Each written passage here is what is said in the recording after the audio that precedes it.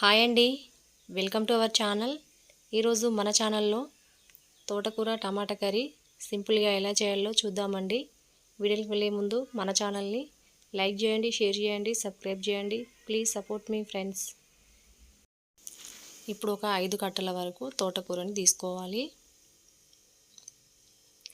ఇప్పుడు ఈ తోటకూరని ఒక 2-3 సార్లు నీట్గా వాష్ చేసుకొని ఒక జల్లి గిన్నెలో వేసుకోవాలి. ఇప్పుడు ఈ తోటకూరని ఇలా చిన్న చిన్న ముక్కలుగా కట్ చేసుకొని రెడీగా పక్కన పెట్టుకోవాలి. ఇప్పుడు స్టవ్ మీద ఒక ప్యాన్ పెట్టుకొని అందులోకి 2 టేబుల్ స్పూన్ల వరకు ఆయిల్ వేసుకోవాలి.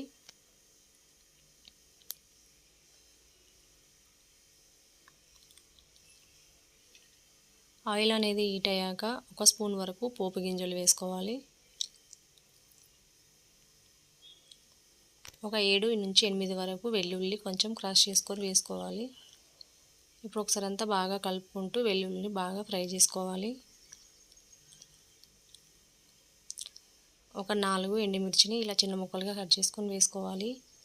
ఒక 7 నుంచి 8 వరకు పచ్చిమిర్చిని ఇలా రౌండ్గా సన్నగా కట్ చేసుకొని వేసుకోవాలి. ఇలా కారం అనేది వేసుకోమండి, ఓన్లీ పచ్చిమిర్చి మాత్రమే వేసుకుంటాము. సన్నగా కట్ చేసుకున్న కొన్ని ఉల్లిపాయ ముక్కలు వేసుకొని ఒకసారి అంతా బాగా కలుపుకుంటూ ఫ్రై చేసుకోవాలి.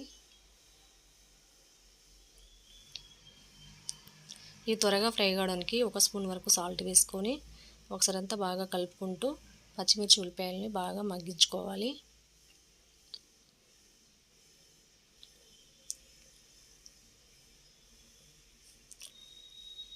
ఉల్లిపాయలు పచ్చిమిర్చి అనేవి ఇలా బాగా మగ్గాక మళ్ళీ ఒకసారి అంతా బాగా కలుపుకొని ఇందులోకి మనం ముందుగా పక్కన పెట్టుకున్న తోటకూర మొత్తం వేసుకోవాలి.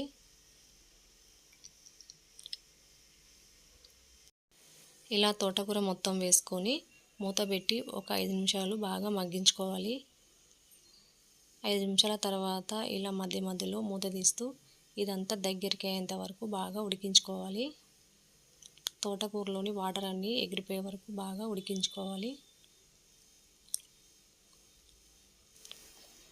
8 నిమిషాల తర్వాత తోటకూర అనేది ఇలా మంచిగా దగ్గరికి ఉడికాక ఇందులోకి ఒక పెద్ద టమాటాని ఇలా చిన్న ముక్కలుగా కట్ చేసుకొని వేసుకోవాలి. ఒక 1/2 టీ స్పూన్ పసుపు వేసుకొని ఇదంతా కలిసేటట్టు బాగా కలుపుకోవాలి. ఇలా కలుపుకొని మూత పెట్టి టమాటా అనేది సాఫ్ట్గా అయ్యేంత వరకు ఉడికించుకోవాలి. ఫైనల్గా టమాటా అనేది ఇలా సాఫ్ట్గా ఉడికిపోయాక మళ్ళీ ఒకసారి అంతా బాగా కలుపుకొని కర్రీ అనేది ఇలా ఉడికాక ఈ టైంలో స్టవ్ ఆఫ్ చేసుకోవాలి. అంతేనండి, మన సింపుల్ అండ్ టేస్టీ అయిన తోటకూర టమాటా కర్రీ రెడీ అండి.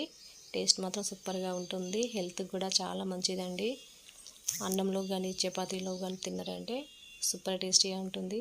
ఈ సింపుల్ అండ్ టేస్టీ అయిన తోటకూర టమాటా కర్రీ రెసిపీ మీకు నచ్చినట్లయితే లైక్ చేయండి, షేర్ చేయండి, సబ్స్క్రైబ్ చేయండి. Please support me friends. Thanks for watching.